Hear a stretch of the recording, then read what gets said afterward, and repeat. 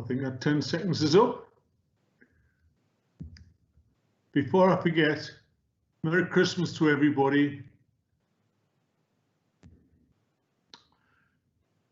Good morning. I'm just going to go through and read a welcome notice to everybody. Good morning. I'm Councillor Ed Bell, Chair of the Audit Committee. Welcome to this remote meeting taking place on the 26th of November 2020 and has been recorded live to the Council's website and will be available to view for a minimum of 6 months. Please be aware that any footage from the meeting can be used in subsequent media broadcasts. I would like to give a warm welcome to members, officers and any members of the public or media who are watching this live feed of the meeting. Before I commence with the formal business of the agenda, I would like to cover some of the housekeeping issues for us all to follow. All participants must mute their microphone. To speak, use the chat function on the right-hand side, type RTS, request to speak. Remember, everyone in the meeting can see the messages in the chat function. When invited to speak by the chair, remember to unmute your microphone. Once invited to speak, please introduce yourself with your name and position, unless you have already introduced yourself earlier in the meeting. If you're having issues with connectivity, try switching off your video and use just the telephone function. If connectivity issues continue, you may have to leave the meeting and rejoin to get a better signal. If the chair's connection is lost, the vice chair will take over until my connection is restored. Thanks for your patience with that. And can I go to item 1 on the agenda, which is apologies for absence. Can I ask Jackie if there have been any apologies received? Thanks, Chair. We've got apologies from Councillors Colin Carr and June Clark. Thank you. Item 2 on the agenda, of the minutes held on the 25th of September. These begin on page 5 of papers. Can I ask if anyone has any questions or comments in relation to the minutes provided to put RTS in the chat function?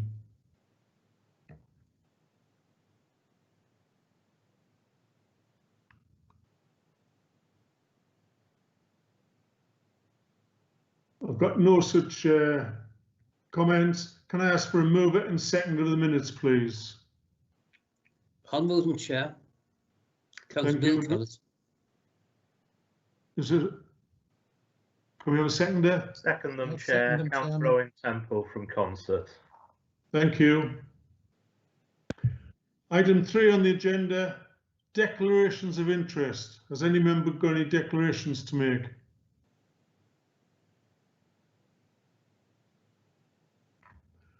Okay, thank you. That's none.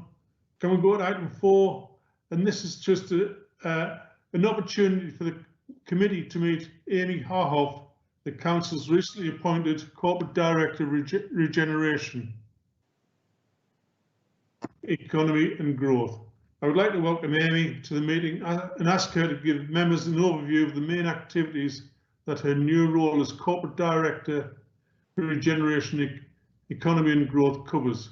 Clearly, with a wide range of activities from Amy's area included within the Council's annual internal audit plans, we look forward to hearing more about work being undertaken there and the effectiveness of the internal control arrangements in place when considering our future audit progress reports. I would therefore like to thank Amy for her update this morning and for making the time to be with us in her busy schedule. Over to you, Amy. Thank you, Councillor Bell, and good morning, everybody. It's lovely to see you. I am having some technology problems this morning, but I'm sure I'll know quite quickly how those are going. And firstly, thank you for inviting me this morning. It's great to be here, and I look forward to working with you much more closely as we go forward. I joined the council at the end of June, and it's been a really interesting journey, particularly the joining in the current context with the difficulties faced with COVID, and actually a unique way to start a job in having met so many of you, but only virtually so far. So I do look forward to times ahead where we're able to spend more time together and in person. But despite those challenges, both in terms of the way that we're having to work at the moment and the ongoing challenges that we face in the day job, I do have to extend further just a huge thank you to the members in County Durham for the amazing welcome that I've had here. I've been here for nearly 4 months, but it feels like so much longer because of the welcome that I've had from members, from the corporate management team, and particular thanks to Terry Collins, who will be leaving us in December as Chief Executive, and welcome John Hewitt into the interim role. And a thank you as well to my own team, my own heads of service, who've been incredibly supportive to me and do an amazing job. And I'll talk a little bit about some of the things that we do in the next few minutes. But just before we move on to that, I also just wanted to extend a real thank you to businesses and to the community. My job is a really externally facing one. My role is to drive forward with you the economy, regeneration, ensure our leisure outcomes, ensure we have a well-managed property portfolio, that our transport network runs to its best capacity.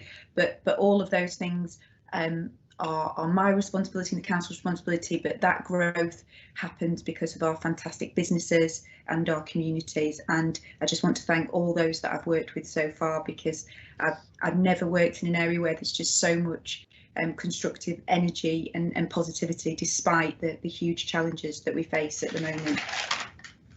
In terms of my role, it's a wide-reaching role. So if I talk to you about some of the areas that will probably feel most familiar, I'm responsible for all of our leisure and cultural and sporting services. So that would include our libraries, our leisure centres, which of course at the moment have had a particularly challenging time because they've been particularly affected by a lot of the restrictions that have been put in place in COVID. And we've worked really hard to manage those across our 38 libraries, our leisure centres. And again, I must thank all of the teams who've been involved in that. And as we look ahead to opening, hopefully, a number of those services next week as the latest lockdown restrictions decrease somewhat. Other areas include transport responsibilities, so our major transport investments, supporting capacity across our networks, our park and rides. Despite having a big population and a big economy, we have a good performance on traffic management, and we continue to secure investments in our transport services, and we'll need to continue to do so, particularly if we consider our public transport services who've been particularly affected by the global pandemic. It will be absolutely imperative that we continue to work very, very closely with our bus operators and ensure that we continue to ensure a green recovery as we go through the pandemic. I'm also very proud to be responsible for some of our big regeneration priorities. So as we look at some of the fantastic things that are happening across our town centres, as you'll have seen in Cabinet in October, we launched our Towns and Villages investments of almost £20 million to spend across the county, in addition to some of our existing programmes. Council house building, another exciting programme that will deliver essential elderly accommodation across the council to support the existing activity of our registered social landlords. Our assets portfolio is another key area that I'm responsible for, and making sure that we are using our council assets to support community aspirations, to work closely with regeneration is absolutely vital. And I probably can't do justice to all the detail of the services today, but I'm conscious of the Audit Committee's time, so I'll probably just finally mention our Business Durham who play a vital role to support businesses.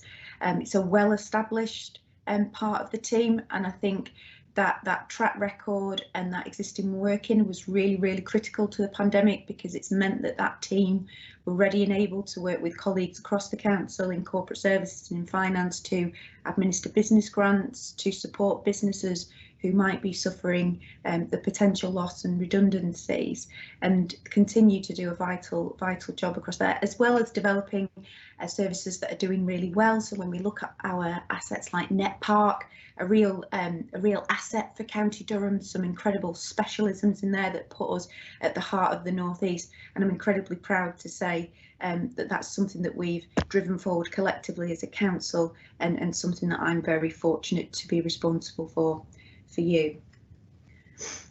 I look forward to talking in more detail with Audit Committee and indeed some scrutiny at a later date on the performances of the services. I think if I just quickly mention before I pause with you, just probably a point in time of where we are.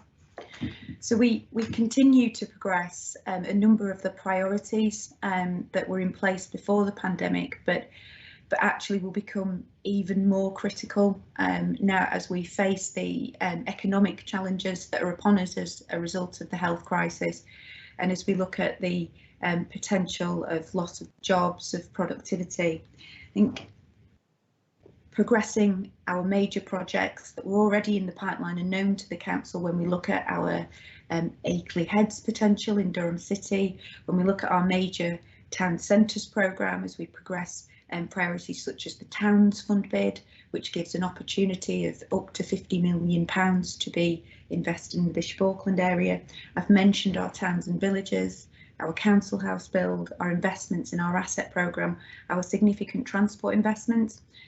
They were critical before, but we're absolutely vital going forward to support our economy as we deal with the fallout of the pandemic.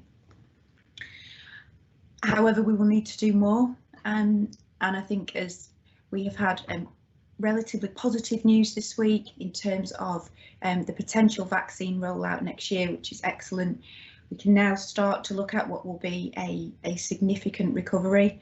We'll need to be ambitious for the county, and we'll need to ensure that the county receives its fair share of levelling up funding and other opportunities that come centrally to build on the projects that we've got in the pipeline and do so much more for our county. I'd also think it's important, finally, just to flag that whilst there have been incredible challenges for our sectors, and I can't help at the moment but talk about my job in the context of the pandemic, have been incredible challenges, particularly for our hospitality sector, who must be given credit for the immense resilience that they have shown, and having suffered from the pandemic since March and never really had that opportunity to fully recover. And we continue to work with them to support with business grants, to work through our Visit County Durham team to ensure that we are supporting those businesses as much as possible. I do have to also acknowledge our businesses who've been absolutely important to the response to the pandemic. We have a number of manufacturers in our county who have been producing hand sanitizer, which is something this time last year they didn't do, but the agility of those businesses to turn themselves to the market to support beds for Nightingale hospitals, and indeed in the case of one of our businesses to have the capability to produce one of the components that supports possible vaccines. So not only have those businesses been able to grow and create new jobs, but have actually managed to directly support the national response to the pandemic. So give real credit to those, and I look forward to working with all those businesses and our communities much more going forward. I'm probably going to pause there, Chair, because I think that is my 10-minute slot. Thanks very much, Amy. I'm sure that members will have lots of questions for you at some point in the future, but not today. This is an introduction. Thanks very much for your time to come here so we all know who you are, and I'm sure that with the wide-ranging portfolio that you do have, that you may be called back in. Thank you. Thank you, Chair. Thank you, everyone. Bye-bye. Okay. Can we move on to item 5, which is the Quarter Health and Safety Wellbeing Performance Report, and can I ask Kevin Lough to present the report, please? Thank you, Chair. I'm Kevin Lough. I'm the Council's Occupational Health and Safety Manager. Good morning, everyone. I'll just take you through the headlines from the report. In terms of Q2, obviously times have moved on from Q2 around COVID guidelines and restrictions, but just to reflect what happened in Q2 and some of the main points in the report. In terms generally, the accidents across the council did increase in Q2 from 205 accidents compared to only 94 in the quarter before. I think that's probably reflective of additional services coming back online, and at the time in Q2, some people, the relaxation of the work from home arrangements, which obviously we know they've gone the other way now. We only had one RIDDOR specified injury, which is detailed in the report. Some key headlines around the COVID testing: 422 employees were screened for testing with 165 tests provided. And the gap in the figures there is not all of those employees were symptomatic, and there was huge demands on the tests at the time. So we had to only ensure that people who had the symptoms were provided with a test. Psychological work-related incidents decreased, and obviously we're keeping a very close eye on that across the council in terms of work-related psychological ill health and impacts of COVID and different ways of working, etc. And lots of activity within occupational health in terms of people still receiving physiotherapy, accessing telephone counselling, and really getting support from our employee assistance programme where they need to. So lots of activity COVID related, and also generally across health and safety and occupational health across the council. Some key points: obviously the COVID related demands on both those services were very high in the quarter, as you would expect. Lots of queries around COVID and people who are vulnerable, clinically extremely vulnerable, working from home, all of those issues which our colleagues in those services have supported employees with. The occupational health continue to lead on the testing and work very closely with County Durham Dalton Foundation Trust. At the time, in Q2, a majority of those tests were coming back within 48 hours, which was positive. So obviously people weren't hanging around waiting to receive the test results too long. In excess of 1,000 queries just generally around COVID. So again, on top of our normal work, quite an excessive piece of work around that, and obviously that's continued. Risk assessments around COVID. Whenever the government changes guidance, we have to change our risk assessments, which are documented. So a lot of work around COVID guidance, particularly around schools as well. And a lot of preparation work was done in the quarter, preparing for schools to go back in the autumn term. A lot of employees working from home. At the time, we were looking at possibly relaxing that. And again, we did lots of work around that in terms of identifying people who may be not be able to work from home and may be required through personal circumstances to come into council workplaces. So we did a lot of work around that. In terms of fire-related incidents in the quarter, we've detailed there in the report there was 3 fire-related incidents, 2 of which were at a children's home and another one at Meadowfield Depot. It was pleasing that there was no injuries to persons. Again, some lessons learned from those incidents, and where we need to, we work with police and fire and rescue service to implement additional control measures. But the detail of those incidents are in the report, and happy to take any questions on those. Enforcement body interventions. Health and Safety Executive have been adapting their service in terms of they've been undertaking COVID secure inspections. And some council services and particular schools have been subject to those inspections, and we've had some positive feedback and results from those. In terms of other enforcement body interventions, the Health and Safety Executive did inquire about a couple of incidents which we had, which were reportable under RIDDOR. And again, they were satisfied with the information they received from the council in terms of what we already had in place, and there was no further action. There were just general inquiries regarding those. So again, there's some business as usual stuff in the report there. Water safety across the council. I chaired a group as part of the City Safety Group, focusing on the student induction week or freshers week. So we worked as part of that as a multi-agency group. Durham City Policing teams, our council licence and enforcement teams, very closely with the university colleagues, and just ensuring that all of the things we had to have in place which were reflective of the guidance at the time were in place. So a lot of work undertook with licensed premises in the city, a lot of student-related communication, and aimed at the emphasis of keeping students within colleges and controlling the nighttime economy in terms of risk around COVID. So again, a lot of work was undertaken, and that was at the time based on the rule of 6, which has obviously changed subsequently since then. But nevertheless, a lot of work was done up to that period. County-wide, we did in Q2. In any year, we usually do deliver assemblies to schools across the county in our sort of highly successful open water safety awareness campaign.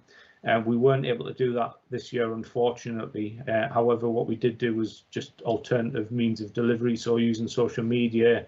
We did lots of press releases. So we didn't want to do nothing. We wanted to continue to do something under the restrictions, given that we thought a lot of people in Q2 would be heading out to lakes and rivers across the county, and children would be out playing again. So we did some work around that, which was really good. And we continued to audit some of our high-risk destination parks and open water safety locations across the county. Employee health and wellbeing is again something that we're placing a lot of focus on, and particularly around obviously the COVID concerns, the changes to the way people are working, and that brings challenges, and that's particularly linked to mental health and employee wellbeing. So we are doing a lot of work around that, and that's continued from through Q1, Q2, and it's continuing through Q3 also. So again, there's some of the details in there in the report of what we've done and how we've done that. And again, we've delivered focus groups with employees via public health colleagues. We're trying to get the intelligence and information just to see what additional support organisation we can provide, and really keep our employees going, delivering these crucial services in a very challenging period, very challenging environment. So again, we're very focused on that, and we're very acutely aware of the challenges around that. There's some quite detailed occupational health information in the report about numbers of people who had clinical consultation. Again, business as usual stuff. So the detail of that is in there. Things like number of physiotherapy referrals, face-to-face counselling, etc., and that's still ongoing. In terms of the COVID response, again, we're putting there in terms of occupational health, being inundated with, as you would expect, around queries around medical conditions, appropriateness to come to work, not be at work, working from home, the testing which has been delivered through occupational health as well. So again, a lot of activity in our occupational health services you would expect.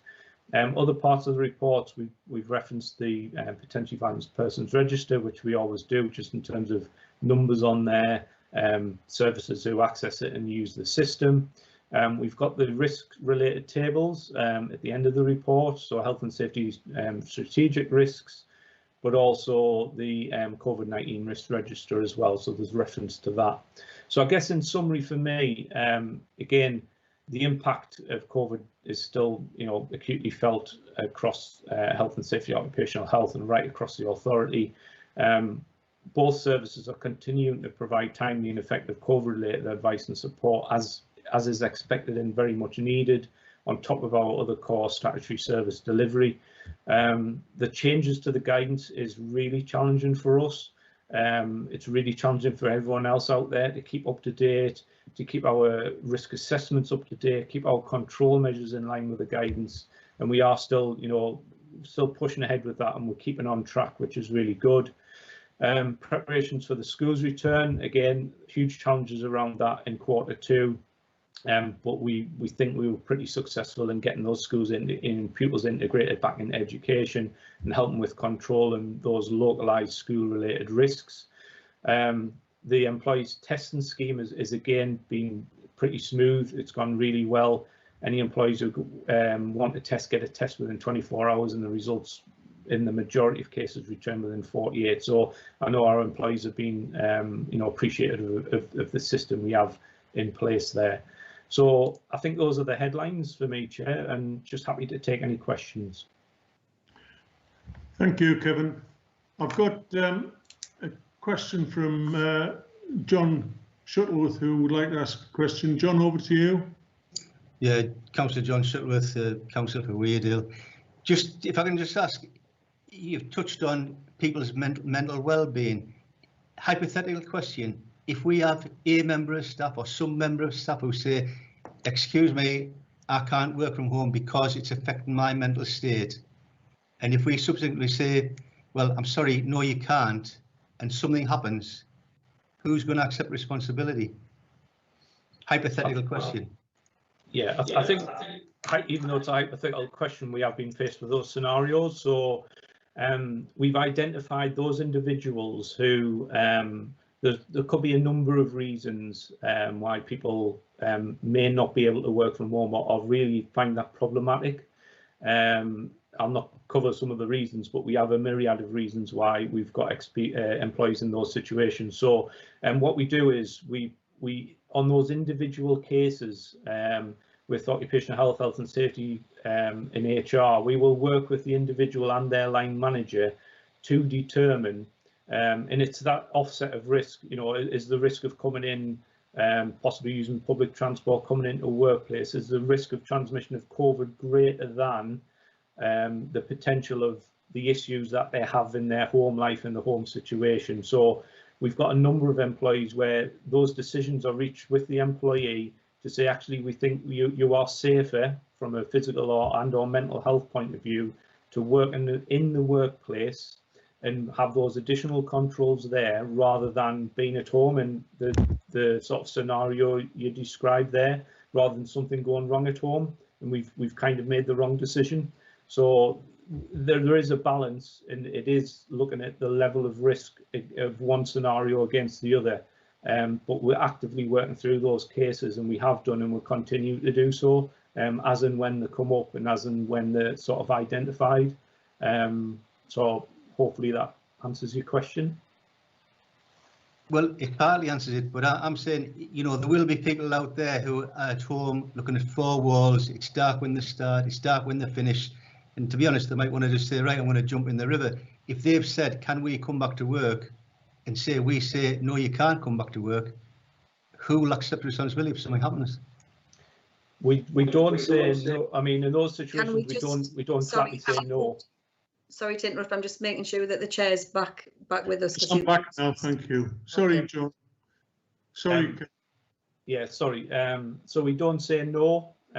What we do is we look at the individual situation, the level of mental health or physical health support that they need, and then we decide whether it's a risk-based decision.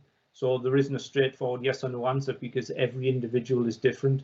But what we will do is make the right decision based on that individual's needs. And you know, ultimately, if we do say you can come into a workplace, that potentially would increase the COVID-related risk. However, if we think that resolving the other matters is more important, then we'll make that decision.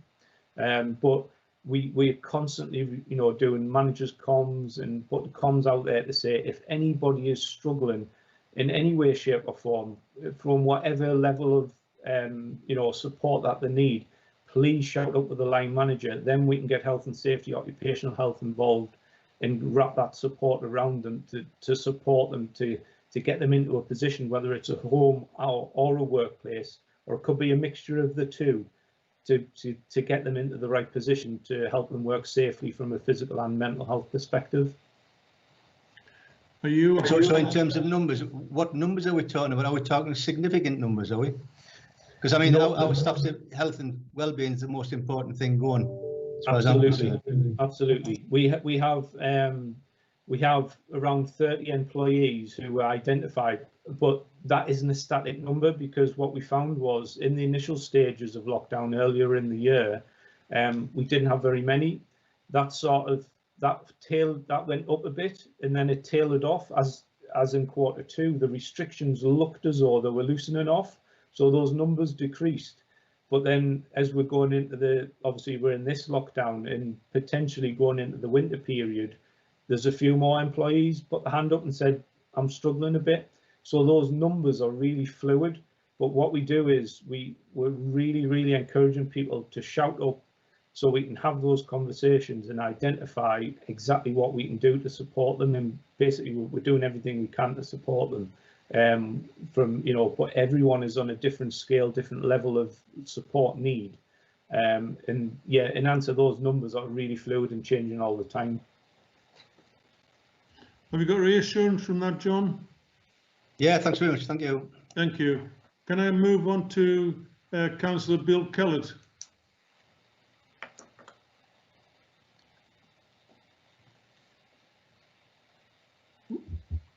You need unmuting, Bill. Right, sorry, Chair. Yeah. Relates to table 2, health and safety related risks. And it's item 7, employee blames council for redeploying them to work. Can you outline, give me more details, please, Kevin?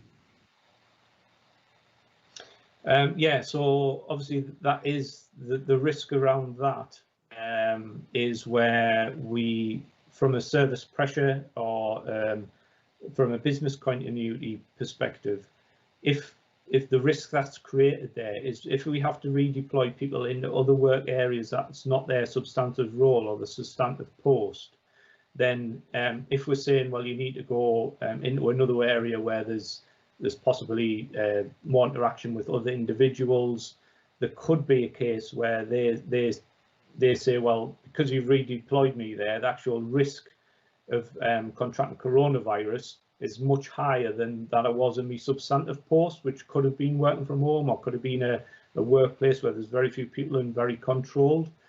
So that's why that's been reflective in that risk table, that in some situations employees may have to be redeployed and subsequently there may be an increase in risk. That said, that should be offset by our workplaces, work activities being COVID secure in line with government guidance, risk assessments being undertaken. So that's just acknowledging the scenario. However, as an organisation, we should be controlling that and are controlling that from the evidence we've got. So there's no actual situations where that's occurred? There's situations where people have been redeployed. So by nature of that, there may be an actual decrease of coronavirus risk, or there could be an increase, or it could be the same. But what we do is pick that up through risk assessments and ensure that our work activities and premises are COVID secure, and that's how that risk is mitigated and managed. No, but I'm trying to say we've had no actual employee blaming the council for redeploying. No, but it's a potential risk that has been recognised in that risk table. Okay, that's fine. Thank you. Thank you. I've got no more questions for Kevin. Can I ask members, are they happy to note the report as per the recommendation? Move the record, Chairman. Thank you. Can we move on to item 6, which is the External Audit Progress Report? And can I ask James Collins, on behalf of Ms. Ours, to present the report, please? If anybody has any comments for James, please put RTS in the chat function. Thank you. Thank you, Chair. I'm James Collins, Audit Manager for Ms. Ours, so the External Auditor for the Council. The report on the agenda is a progress report, so an update on our work as the Council's External Auditor. At the last meeting, you may remember there was an issue with an outstanding investment letter, which delayed the signing of the financial statements. Subsequent to that meeting, we received that investment letter and the accounts were signed on the 30th of October. And we shared a follow-up letter with members confirming that. In terms of the work for this year's audit, there was one piece which was outstanding associated with the whole of government accounts. And we weren't able to complete that as at the 30th of October because we didn't have the group instructions from the National Audit Office. They were issued in November, so we are working to get that work completed. Once we've completed that, we will issue the audit certificate, and at that stage, the audit work will be complete. The remainder of the report is just identifying several national publications that members may be interested in. So I'm not going to go through each of those in detail, but I'll pause there in case there's any questions that members may want to ask. Have members got any questions? I can't see any coming up. Move the report, Chairman. So it's members are happy with that report. James, is there anything else you want to say? Nothing at this stage, no. Okay, thank you. So can I ask members, as per the recommendation, confirm that the report provides assurance that strategic risks are being effectively managed with the risk management team? Wait a minute. That's incorrect. No, I've got the wrong one. Sorry, that's me. I've scrolled down too much. Can I ask, in light of the position update provided, are members happy to note the information contained in the report? Agree, Chair. You agree that? Thanks, John, as well. Okay, thanks, James. Can we move on to item 7, which is the local code of corporate governance update? And Kevin Roberts, I think you're going to take this. Yes, thank you, Chair. Yeah, this report is seeking approval of the updated local code of corporate governance, which pulls together the key features of governance and control of the council. The code is an important reference document when reviewing the effectiveness of the council's system of internal control and preparing the annual governance statement, which accompanies the statement of accounts. So the code has been updated to reflect some of the changes highlighted in the last annual governance review. That's for 2019-20. All significant changes are highlighted in grey in Appendix 2, and the most important ones are listed in paragraph 13 of the covering report. So I don't intend to go through all of the changes, but I'd like to draw your attention to those that are the most significant. Before I do, I should apologise for a discrepancy between the paragraph numbering in the code and the cross references in paragraph 13 of the covering report. So all of the references in there against items A to J should begin with a 3 and not a 4. So again, I apologise for that. OK, so starting with the few changes not related to the pandemic, you've got the scope of paragraph 3.14 has been broadened to cover responsibilities other than statutory and regulatory, and that's in relation to the principle around helping key officers and members to fulfil their responsibilities. The next item is the climate change emergency response plan has been added at paragraph 3.28. The next item relates to references to asset management plans have been removed from paragraphs 3.28 and 3.37 because at the minute the council is moving towards a more corporate approach to managing its estate. That's commonly known as the corporate landlord model. And as part of this transition, the asset management plan is under review, and that'll be updated accordingly. So they were the changes not related to the pandemic. So the other ones, these are all issues that were changed in response to the pandemic. So the 5th bullet point in paragraph 3.9 mentions the constraints on any relaxation of procurement rules. The 4th bullet point of paragraph 3.21 mentions the council's engagement with the local resilience forum in responding to the crisis, the pandemic. The 4th bullet point in paragraph 3.23 mentions the website single point of entry for COVID comms and updates. The last bullet point of 3.37 ensures that there is the council formally reflects on the experiences and actually learns from the COVID experience and adapts its governance arrangement because of that. Paragraph 341, that just highlights the need to adapt decision-making arrangements, again in response to the pandemic. The fourth bullet point in paragraph 346 is about the revised working arrangements such as home working, and that has been formalised through the emergency human resources policy. And lastly, paragraph 358 just mentions that officers were issued with guidance on COVID related expenditure. So that's the summary of the changes, Chair. I'm happy to try and answer any questions from members if I can.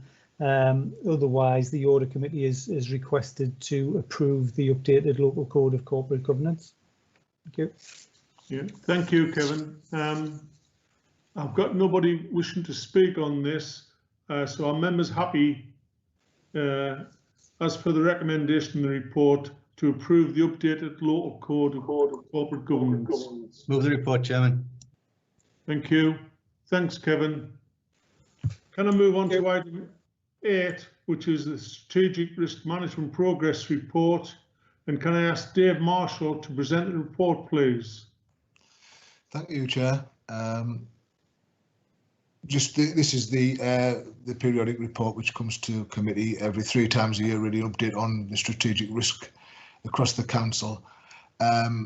Hopefully the report itself is in general is quite self-explanatory, pardon me, and I don't intend to go through it in detail, but with regard to the key, I think, page to look at would be the 2 new risks on page 85 of the report, where there's been 2 new risks added. One with regard to meeting our targets and our aims with regard to climate change, and you'll notice a long-term risk in terms of 2050, but that will actually be broken down into a lot of programmes. The first one there, the Climate Emergency Response Plan 2022. So it's a case of monitoring those, the sum of all of those projects, if you like, to try and make sure that by 2050 we reach our target of becoming carbon neutral.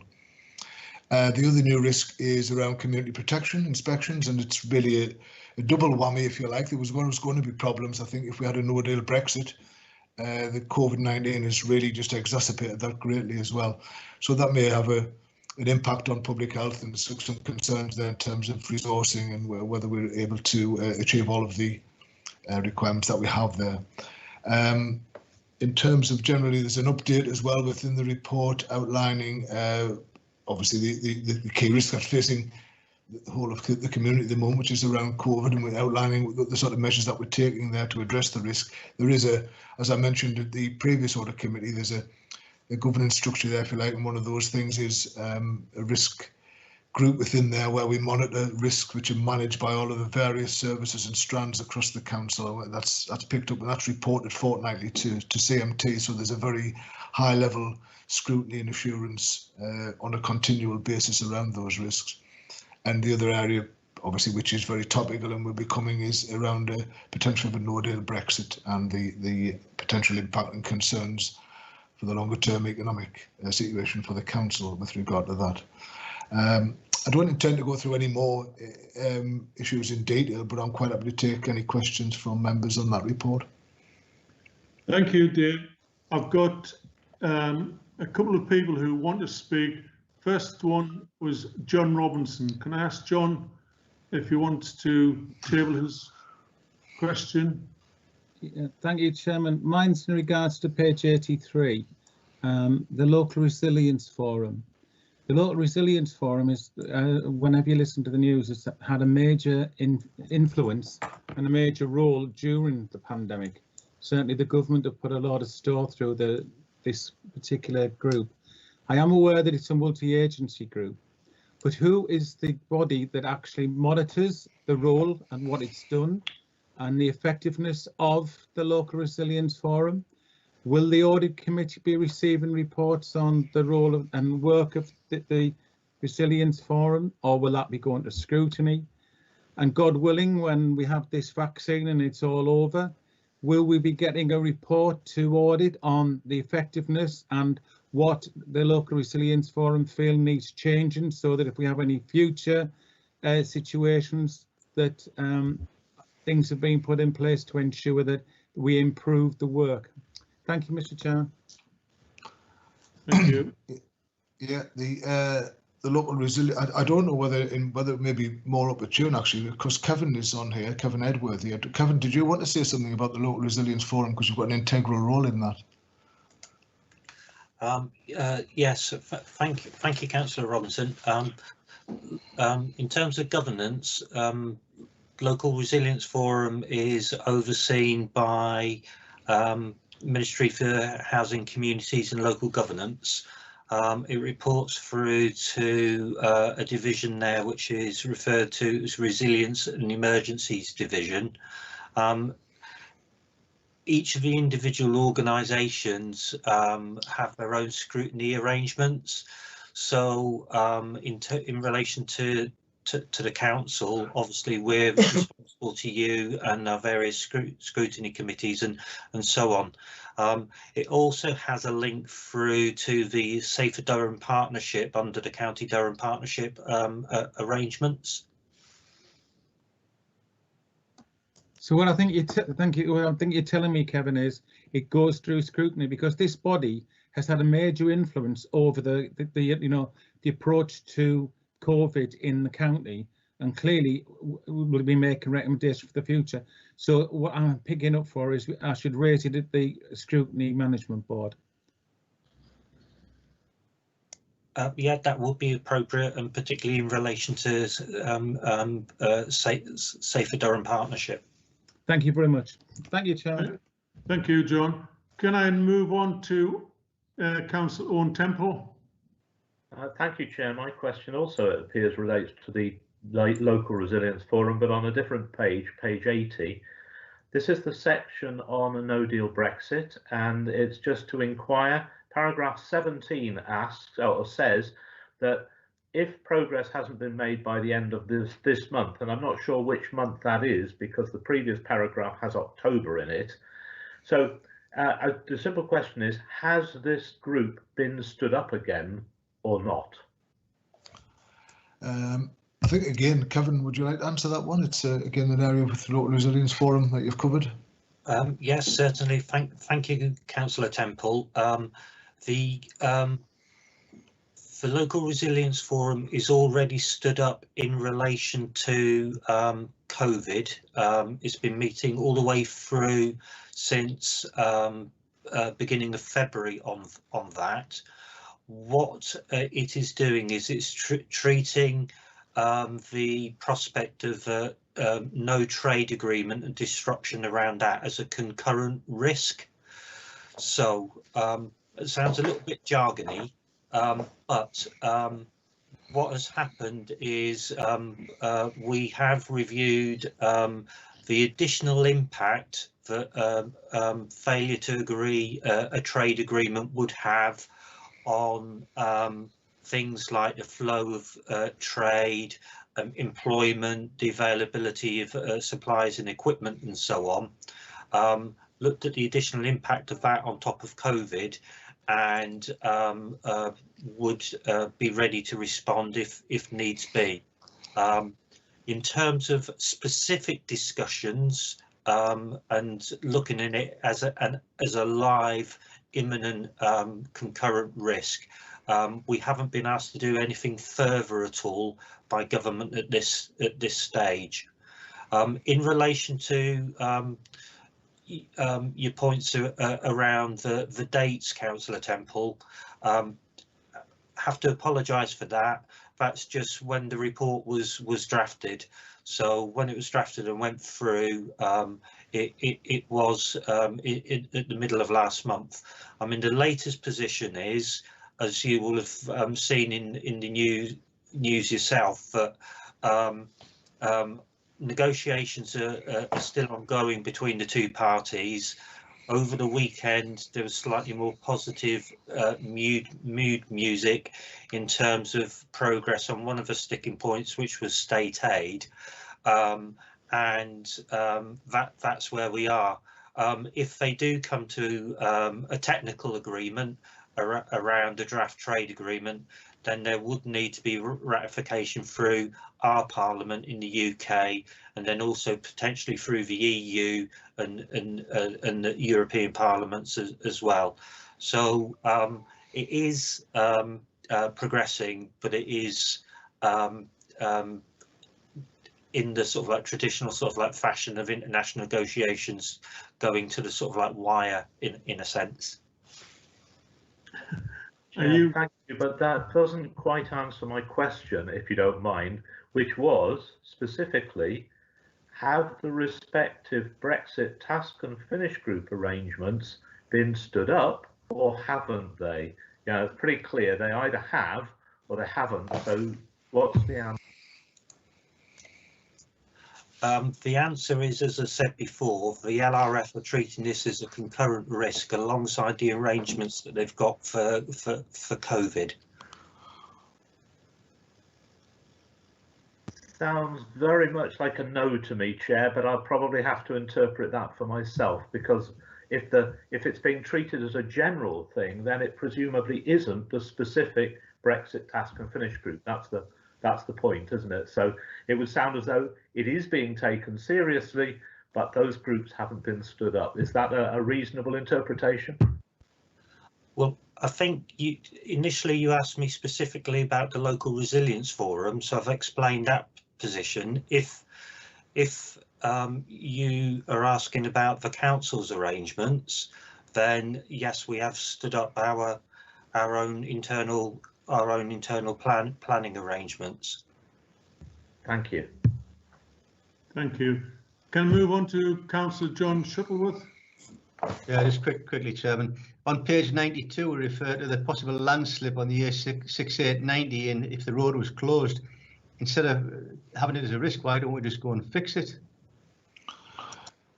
Well, I think in that respect, it's it's a risk that you'd probably have to be honest, that but I need to maybe pick that up with the services in response to that, Councillor. But they've identified that as a risk.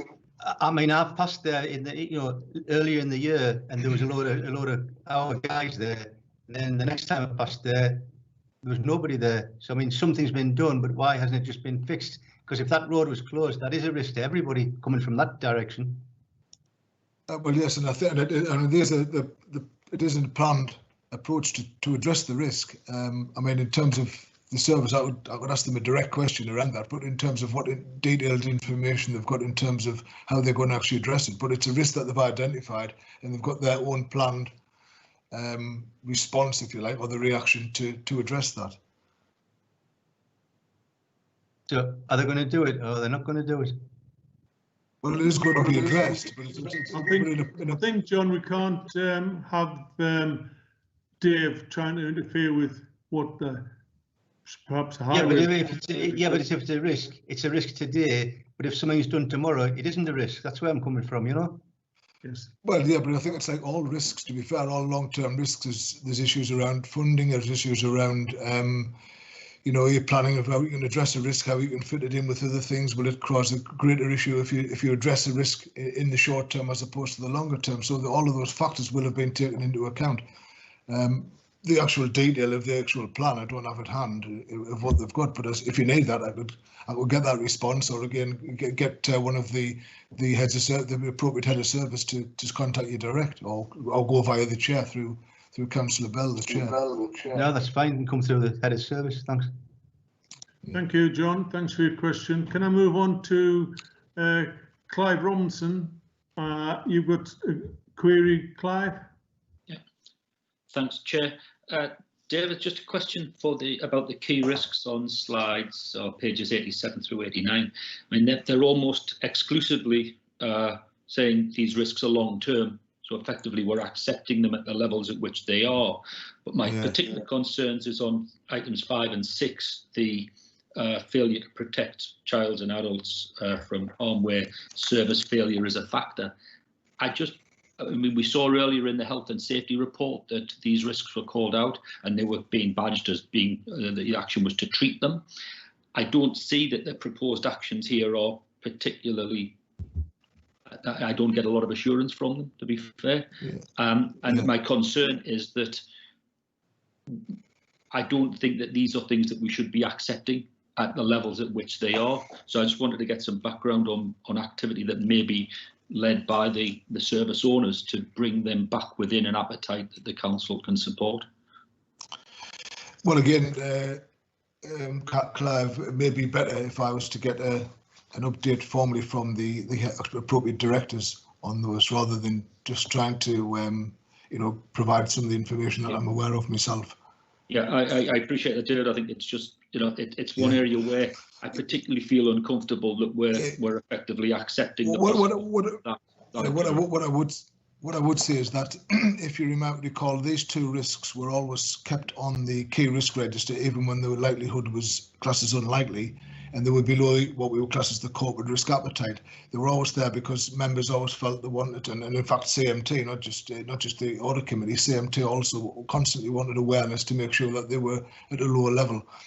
Their likelihood has been increased mainly because of concerns around COVID and this sort of things that have been well documented, I think, in the press around risks both to children and to vulnerable adults through a variety of sources, and that's why the likelihood has increased.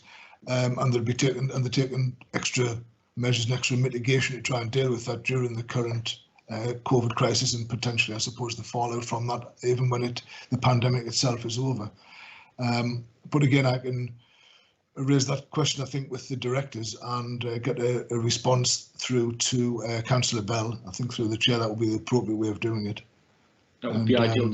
Appreciate it. Okay, then, Jason. Thanks for that, Clive. Yeah, I'll get some kind of updates which are quite necessary in the points that you've raised and circulate it to all members. Can I move on to Ian Rudd? I think, Ian, you've got a question to put. Yes, thanks. Yeah, it's just a question for Dave on the new risk, which is the climate change emergency. Clearly, this is a very long-term one, but I'm just wondering what is the nature of the risk if we don't succeed in meeting our targets? Is there a financial penalty, or what do you see as the nature of the risk in not achieving that particular target or that particular objective? Well, I think there's a variety of impact, if you like, and with that particular risk. I mean, there will be financial ones, because clearly there will be fines, and there is around some things now in terms of not achieving environmentally sustainable targets. There's also obviously the reputational side, but I think also there'll be the impact on the wider community. I mean, in many ways it does it in two ways. The risk would be that not only would we not meet our own targets, but we'd be viewed, I think, as a leader, to sort of lead by example in that respect. And in a sense, if we're not meeting our targets, I suppose there's always increases the potential that a lot of both the particularly private sector organisations, etc., may feel that if we're not achieving it, then they don't have to achieve it either. And that has a wider effect on the community itself. I mean, really, as I said when I explained the risk, it's got a target there of 2050. That's a very, very long term. As you see, it's 30 years from now. Within that 30 years, that will be made up of a lot of projects and a lot of things that will need to be achieved within their targets. So if we have the climate emergency response plan, we've got 100 projects in that, which really should be trying to be achieved by 2022. That may be ambitious, and I think it is a very ambitious, a very stretched target, if you like, within there. But again, that's because we are ambitious to try and do that. And when that 2022 emergency response plan is finished, there will be another plan, and before then another plan will have already been identified for another period of time within there. Because to get clearly, you won't just say let's get to 2050. We'll wait in 2050 and see what the problems are. There'll be a lot of plans, a lot of projects that make up that period between 2020 and 2050. And each of those will be monitored and identified, and if they're not achieving what they need to achieve, there'll be impacts from that. But we'll then have to look at ourselves, revisit that, and make sure that we're on track to get to where we want to be in 2050. But in terms of what you were saying, in terms of the impact, there will be, as I said, the financial, the reputation, and also the impact on the wider community of not achieving those things. Right. Thanks, Ian. So there'd definitely be a financial impact in terms of fines or something from central government, do you think? I would expect so. I think at the moment, and I'm not an expert on this, to be honest, Ian, but at the moment, I'm not sure if anything is spelled out. It's really sort of, there are more broader, ambitious targets for everybody to achieve things, if you like, from central government. But you can imagine that as time moves on, and I would say long before 2050, you can imagine as time moves on, it'll be a similar approach, I would have thought, as to something where there was the approach to waste management several years ago around trying to, reduce landfill, trying to improve, the recycling, etc. That became linked eventually to sort of financial penalties if you didn't achieve that. I would imagine that quite clear. They might not have a lot of data.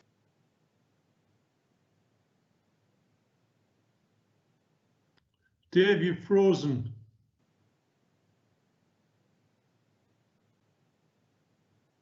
Ian, are you there? Yes, I'm definitely here. Yes, yeah. Okay. Well, yeah, thanks for the answer. Yes. You've frozen up. We missed the last few sentences. Are you there now? Yeah. Can you hear me now? Yeah, we just missed the last couple of sentences, Dave. Yeah, I think I don't know where I sort of was cut off there, but I was basically saying that it was similar to the way that waste management was treated some years ago. There was financial penalties linked there if there wasn't recycling, and I think that similarly, as time develops and as we go through, there will be targets set by successive governments and different governments, and if we don't achieve them, there will be sort of financial penalties. I'm sure we're linked to that. Thank you, Dave. Are you happy with that response, Ian? Yes, I am. Thank you. Yeah.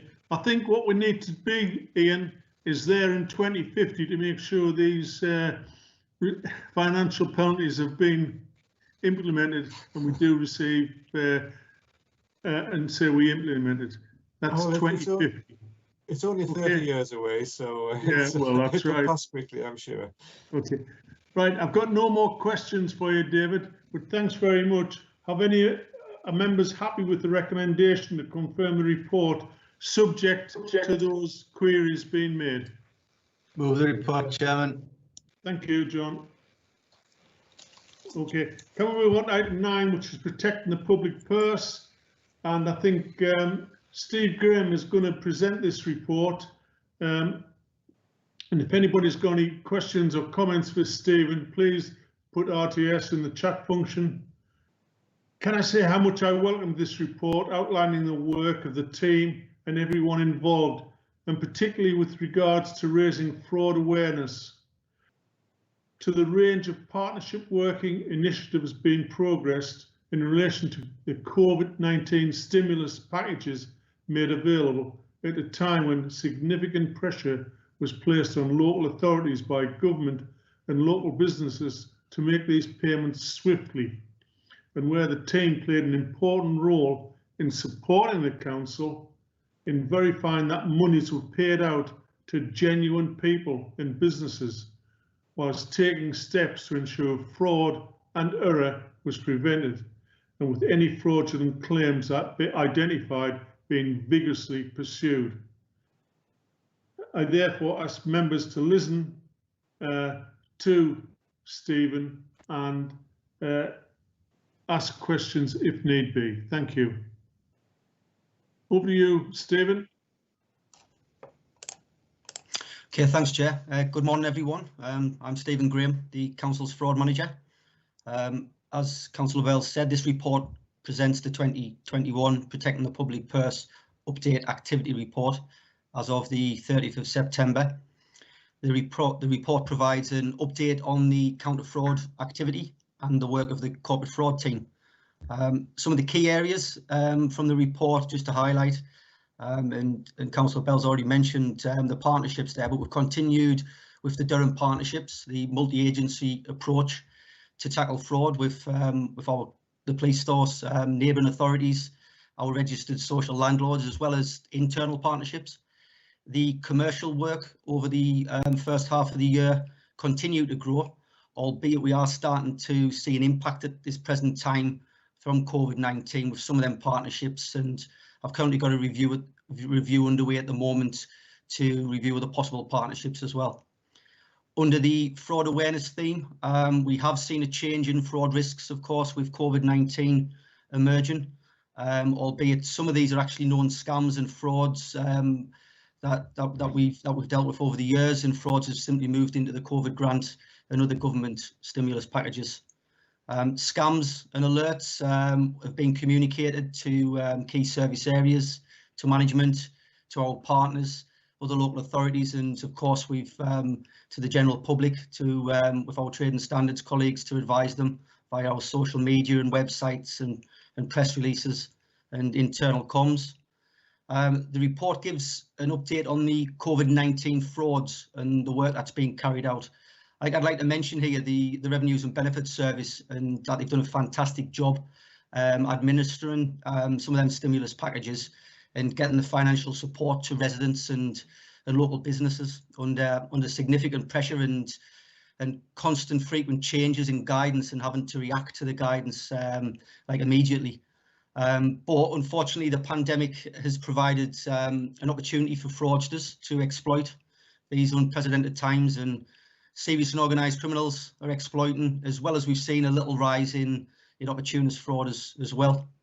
There's been a lot of work done by colleagues in Revenues and Benefits, colleagues in Internal Audit and the Corporate Fraud team working in that partnership, not just for the payments, but the verification of those grants, dealing with intelligence alerts from scams and the frauds, looking at fraud risk assessment work, carrying out some data analysis using the government's Spotlight and National Fraud Initiative when it's been available. We have unfortunately paid out a few fraudulent grants, but we have successfully stopped many attempted frauds, and there's still a lot of work going on with those grants, as well as the more recent with the new local restriction grants that's hasn't long been come into play. Not to forget, we are continuing to review our normal fraud risks that we've had and investigate the reports that we're receiving. And the report, as usual, it includes the values and numbers that we've done in the first half of the year. Finally, I'd just like to say we are continuing to review best practice and innovation to hopefully keep Durham at the forefront and lead the way in the region, and actually being recognised nationally. And we've been shortlisted for another fraud award actually next month, so fingers crossed on that. Fraud, of course, doesn't stand still, so we can't, and constantly reviewing our risks, raising awareness, reviewing our counter fraud plans, and building on partnerships. That's all I've got to say. Happy to pause there, Chair. Members are asked to note the contents, but of course I'm happy to take any questions. Thank you, Stephen. I've got Councillor Owen Temple who wishes to speak. Owen. Thank you, Chair, and thank you, Stephen, for the work that you're doing, because I think it's extremely important for trust in this council, and that's all round, that people feel confidence.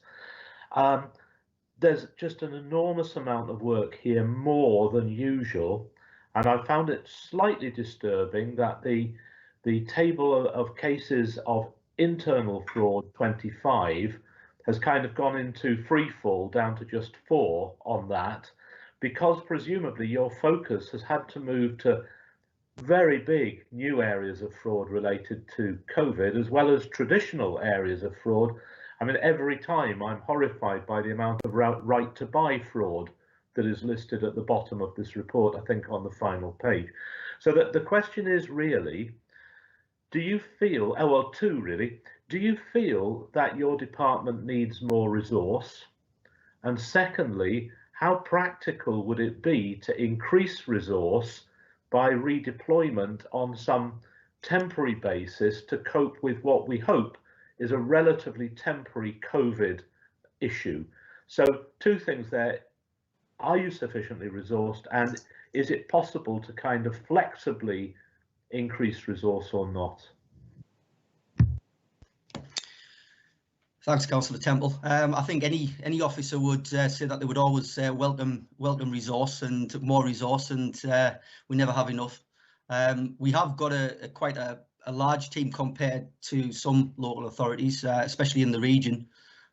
We have, as you rightly said, had to horizon scan and look at the emerging fraud risks of COVID, which which has took us, like I said, I suppose, and made us think about the risks around that and change our focus, of course. So yes, in answer to your first question, I would always welcome more resource. But I do believe we are dealing with the COVID risks well. I do believe at Durham, with the work of Paul Darby's team, as well as my colleagues in internal audit, I do think we've been very proactive. I do think Durham's done, from a benchmarking point of view, done more than other councils up and down the country. Whether there's an opportunity to redeploy, what we've done instead of that, we've focused a lot more of the work around the current risks. And once the COVID, I suppose, hopefully with the vaccine and the good news, and into next year, I do think once that starts to drop, and the new local restriction grants comes to an end, we will be able to focus with what we have back to the normal fraud work. I think one thing I do say, you mentioned the internal frauds. It is an area that I currently are reviewing at the moment. We've got a lot of people across the organisation working at home. Offices are closed. So there's more competition now for jobs, with people losing jobs in recruitment and selection. So I am looking at that fraud risk to see what else as a council we, both from an internal point of view and an external point of view, what we can do. I don't know if that answers the second one as well, but again, to finish off, if we're able to get more staff, I'll open it with open arms. So. Thank you, Chair. I think Stephen said all I needed to hear. Okay, thanks, Owen. Before I move on to John, I think it would be remiss of me if I didn't mention that under Paul Bradley's innovative approach to fraud, that's the result is that Stephen Graham and his fraud team are an exemplar throughout the whole of the country, never mind in our area. They're looked at as the way to go, and I think Steve Carter is very, very much behind the rise of the fraud team, and the points you raised on are very relevant, because if you've got a small team, you can really do smaller things, but if you've got a larger team and fraud is becoming such a massive impact upon this council, Steve is able to spread the wings, if you like, and be able to be more effective. Okay, thanks.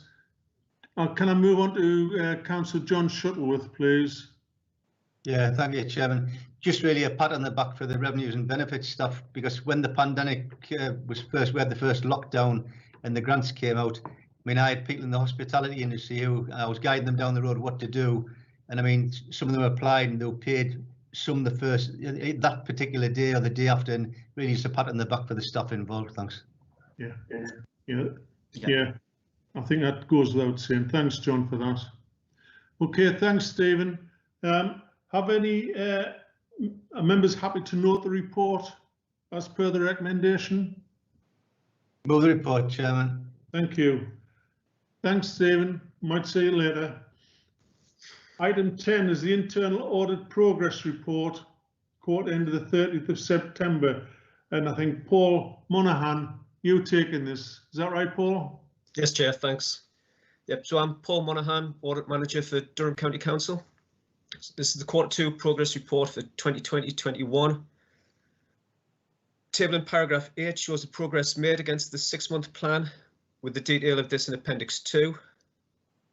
The final reports issued in the period, they're shown in Appendix 3, with the changes to the plan listed in the tables in paragraphs 11 and 12.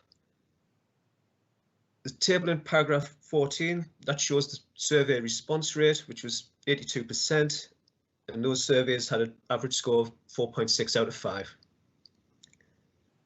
A summary of the table of actions is included in paragraph 16. So there was 64 actions not implemented by their original target date. All of these have had revised dates set. Details of those 64 actions, they're shown in Appendix 6, and we pick that up in Part B of the meeting. Paragraph 19, that shows there was one limited assurance review, and the detail of this is in Appendix 7. Again, we picked that up in Part B. So finally, members are asked to note the 4 recommendations in paragraph 4. Thanks, Chair. I've got no indication that any members want to speak. Can we report, Chairman? Thank you. Thanks, Paul. Thanks. Can we move on to item 11, which is the 6-month internal audit plan? And can I ask Stephen Carter to present this report, please? Good morning, everyone. I'm Stephen Carter, Interim Chief Internal Auditor and Corporate Fraud Manager. So the purpose of this report is to submit the 6-month internal audit plan for the period from the 1st of October through to the 31st of March 2021. Just picking out the highlights of the report and starting with a bit of the background, I think it is fair to say that the COVID-19 pandemic has led our service, like many across the country, needing to prioritise the work which we'd originally been agreed with services for the whole of 2020-21. And to enable us to do this, it was agreed that we would initially develop a 6-month plan up to the end of September, and the content of that which was agreed by the Audit Committee on the 29th of June. This report contains the proposed 6-month audit plan for the remainder of 2021.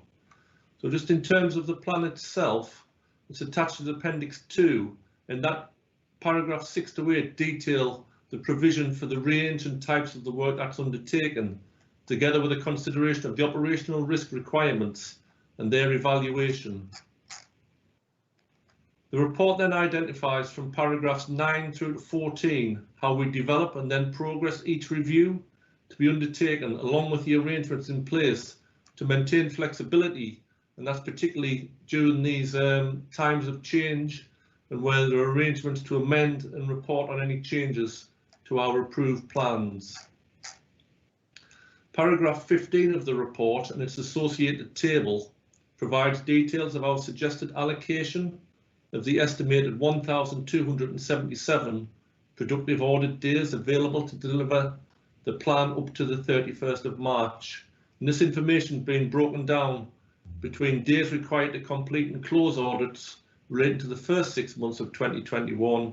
So days allocated to council-based reviews to be undertaken between October and March, and days for our external clients, and these are further expanded in Appendix 2. Members will note also that we continue to monitor the plan during the rest of the year, and we'll be reporting through our quarterly progress reports to provide feedback to the committee on the delivery of the plan and to discuss any new or emerging risks. I'll take any questions that members have, Chair. Thank you, Stephen. I've got a question here from Councillor John Shuttleworth. John? Just on point 15, Chairman, how do we justify almost 2 months to do an audit on Beamish Museum? 55 days. In terms of that, Councillor Shuttleworth, that isn't one review, that's a whole range of individual reviews. There's probably about at least 8 reviews included in that, across from financial systems to other activities. So we've agreed that in terms of through an SLA with them. In terms of almost 2 months, how, I mean, 2 months is a long time. Can you just expand on why it takes 2 months? I'm presuming that's one person for 55 days. Is that correct? It's split down between a number of individuals. We do have, well, we have 2 individuals specifically who lead on that, but that delivery of that plan is across, is across the year. So that's the element that remains. We have been working with Beamish to to develop and progress our reviews, and particularly linking in with need to link into their systems, their financial systems, to gain access to them to be able to do that effectively. Okay, thanks for that. Thanks, John. Can I ask members if they're happy to approve this proposed second 6-month audit plan for the 1st of October to the 31st of March? as per the recommendation. Do you agree? Yeah, but no. Move the report, Chairman. Thank you. Can we move on to item 12? I've got no other business to warrant consideration in this part. Item 13 is the exclusion of the public. At this point, can we agree the resolution to move to part B? Can we move the resolution? Move it, Chairman.